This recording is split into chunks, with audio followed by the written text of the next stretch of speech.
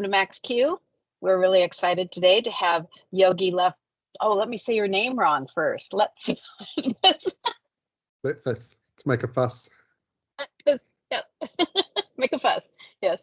And Yogi is the director of sales. I'd like to make you VP of sales right now, Yogi, and just call you that. But anyway, Yogi is director of sales at Linear. And Molly and I have the pleasure of working with Yogi on a daily basis, which is really, really fun. He is the sales master.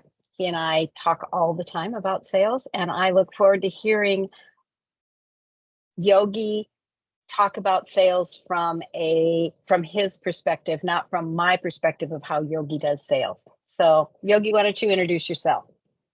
Yogi Letfus. As you can probably tell from the accent, I originated from a different country, New Zealand. It's the main reason we're having you on, actually. The accent. Everybody loves somebody with an accent.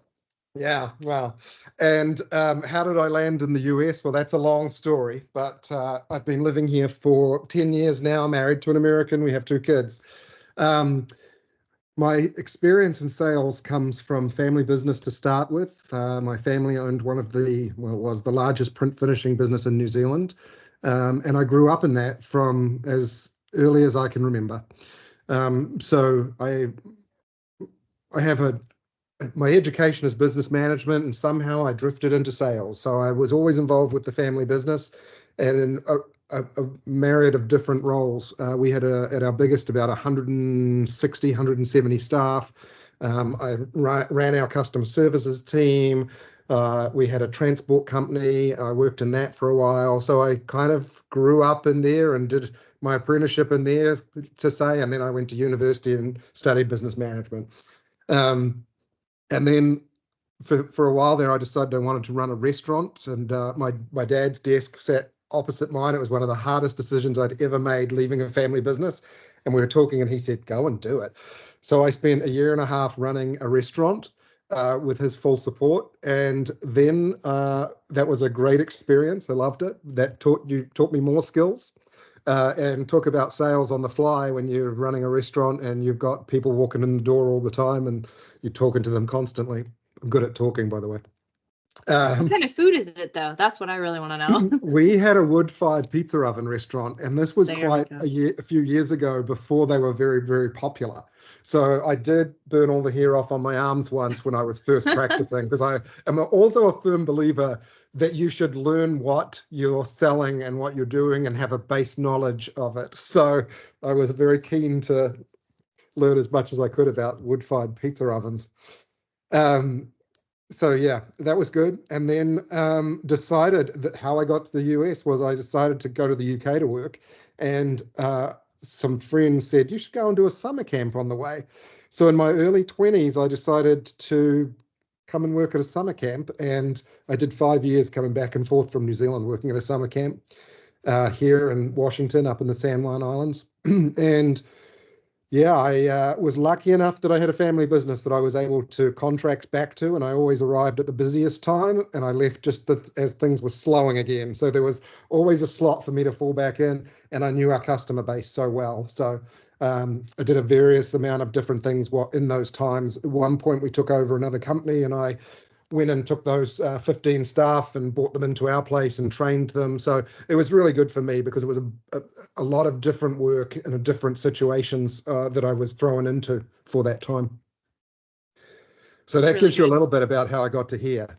No, actually, as I was listening to you, I kind of thought of our first what if. I would love to. Can I ask it, Ann? Go for it. I would love to ask this. Okay.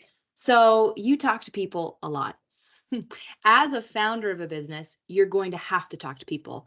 Now, sometimes the founders are not necessarily salespeople. Sometimes they're the techies, right? Who have this great idea and they're bringing it forward. So for people who are maybe not extroverted, people who are introverted, people who are the techies, how would you go about instructing them to tell their story? What are some tips and tricks that they might be able to use to have other people get passionate about what they're doing? Passion comes through in your story.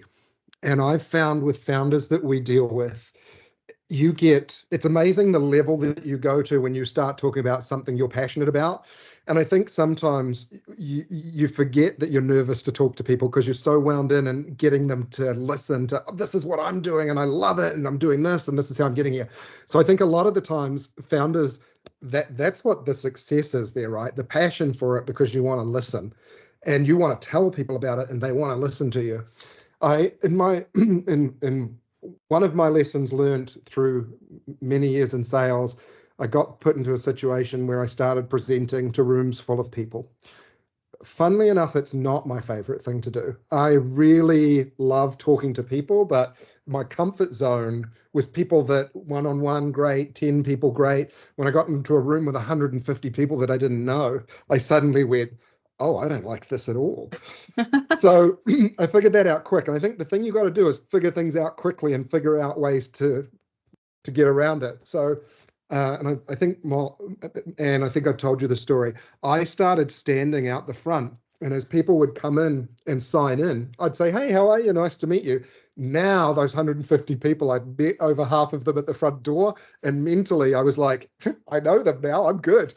And that's how I got around that. I mean, it's like everything. You do it once, you're scared. Twice, you get less. 3 times, 4 times, 5 times, and all of a sudden, it just becomes natural to you, and you just keep doing it. But I think your original question, it's about your passion. Your passion will come through when you're talking to people, and people will listen and ask questions, and that'll build that confidence for you of being able to talk to people. I had a manager, and this is a good one, who taught me years ago. We were going to a meeting and he said, what are your 10 things? I said, what do you mean 10 things? And he said, oh, you don't have a list of 10 things that when the conversation goes quiet, you're going to throw that in? And I'd moved past that point.